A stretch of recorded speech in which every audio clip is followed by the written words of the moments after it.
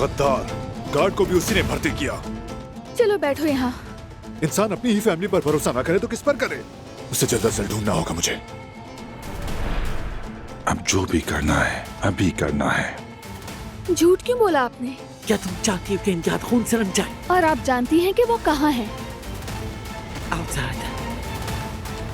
भाई चचा के फोन के सारे मैसेजेस मिल गए हैं। इतना तो मुझे भी मालूम नहीं था।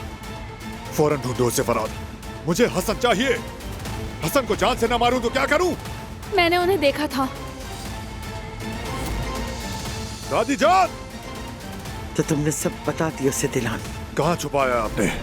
मैं नहीं जानती, निकल गया बस।